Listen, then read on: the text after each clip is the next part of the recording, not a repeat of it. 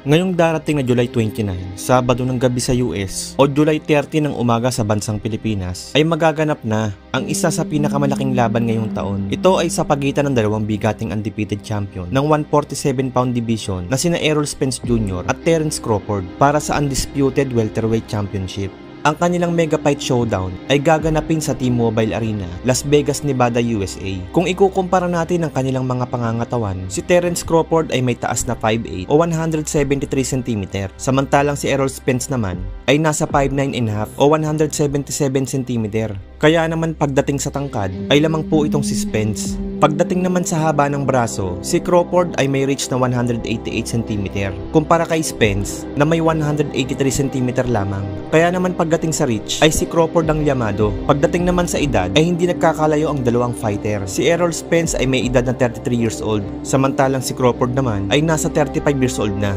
Dumako naman tayo sa kanilang mga professional boxing record. Pareho pong undefeated ang dalawang fighter na ito mga brad. Si Terence Crawford ay may malinis na kartadang 39 wins, 3 po dito ay tinapos niya via knockout at may 76.92% knockout ratio. Samantalang si Spence naman ay may 28 wins, 22 dito ay natapos via knockout at may 78.57% knockout ratio. Kaya naman pagdating sa power ay halos hindi nagkakalayo ang dalawang fighter.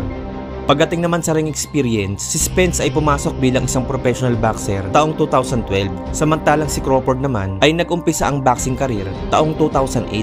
Sa puntong ito mga brad ay lamang po ng 4 na taon itong si Crawford pagdating sa professional boxing experience. Kaya naman kung pagbabasihan natin ang kanilang mga resume ay kitang bahagyang nakakalamang po itong si Crawford. Pero kung kayo ang tatanungin mga brad, sino sa tingin nyo ang mananaig sa kanilang dalawa sa gabi ng kanilang laban?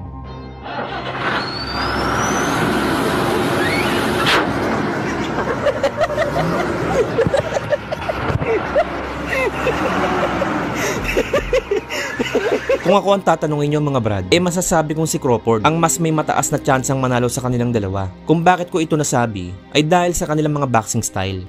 Si Spence ay kilala sa kanyang matutulis na jab at sa pagiging isang boxer pressure fighter nito. Samantalang itong si Crawford naman ay sa kanyang mahusay na counter punching skills. Bukod dyan mga brad, ay kaya nitong magpalit-palit ng stance, mapa orthodox or southpaw. Sa madaling salita mga brad, ay isang mahusay na switch hitter po itong si Crawford. Kaliwat kanang kamao, parehong may knockout power. Ang ibig sabihin lang nito mga brad, parang dalawang tao ang kailangang paghandaan itong si Spence sa kanyang mga sparring sessions, isang kaliwete at isang kanan, upang makasabay sa style nitong si Crawford. Kung ating babalikan ang naging laban niya sa former IBF welterweight champion na si Kell Brook, ay dito natin makikita kung gaano ka-epektibo ang kanyang pagiging switch hitter.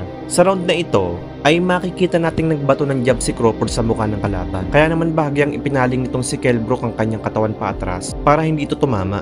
Tsaka nito ginamit ang pwersa ng kanyang back foot upang makapagbato ng isang counter. Sa puntong ito ay napansin na ni Kell Brook ang reaksyon ni Crawford sa pagbato niya ng mga jab sa mukha nito. Kaya naman sa sunod niyang atake ay gumamit na ito ng feint upang maipatama ang kanyang left hook sa mukha ng kalaban.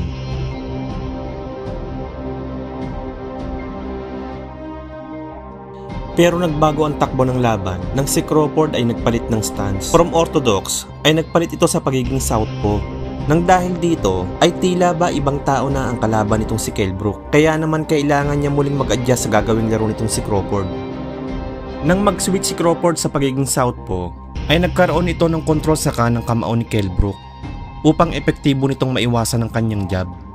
Dahil dito ay kailangan bantayan ni Brook ang right hook at ang left cross counter ni Crawford pag bumato siya ng jab.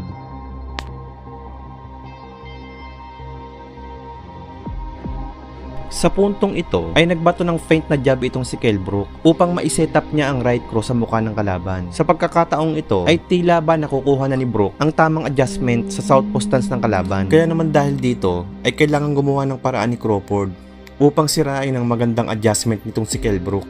Dito ay itinaas ni Crawford ang kanyang guard upang painan si Brook na magbato ng isang right cross.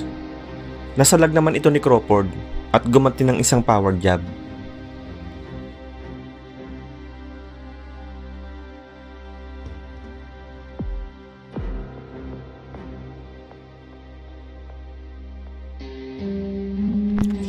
Di nagtagal ay nakuha na din ni Crawford ang tamang timing. Dito ay nagpakawala siya ng isang counter right. Eksakto naman na ipinaling ni Brook ang bigat ng kanyang katawan sa kanyang kanang paa. Timing na nasa pareho silang momento na lalong nagpalakas ng impact ng suntok ni Crawford.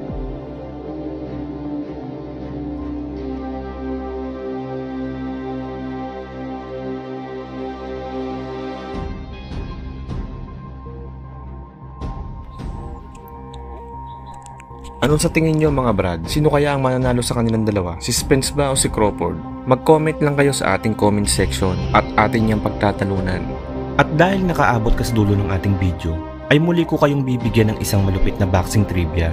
Alam nyo ba mga brad, na mayroong magkakaparehong tattoo sina Manny, Buboy, Bobby at iba pang kasama nila sa Team Pacquiao? Ito po ay ang tattoo design na Meteor Shower. Ayon mismo sa isang miyembro ng Team Pacquiao, ang tattoo nila na Meteor Shower ay sumisimbolo sa pagiging solid sa kanilang samahan sa Team Pacquiao. Siguro mga brad ay pamilyar na kayo sa lalaking ito, kung saan madalas natin siyang makita sa mga memes, kung saan ginagawa siyang katatawanan dahil sa kanyang pag-iyak.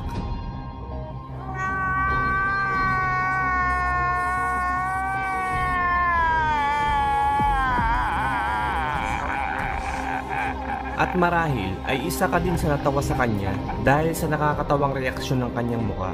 Pero Brad, bago ka tumawa, alam niyo ba na ang lalaking ito ay isang American professional boxer?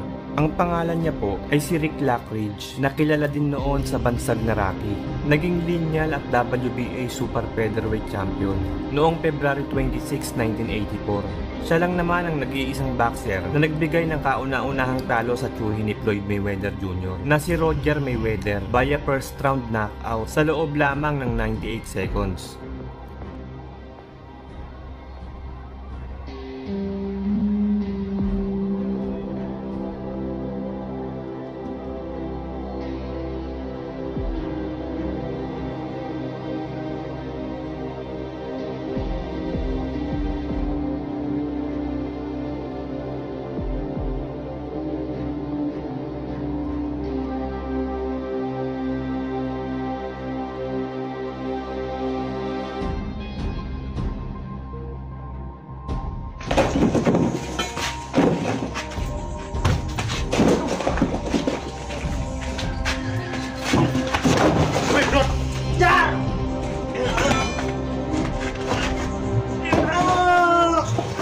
Kung nagustuhan mo ang bidyong to, ay huwag kalimutan mag-like, share, subscribe, at pakikalimbang mo na din yung kampana para pag nag-upload ako, ay isa ka sa mga una makakapanood.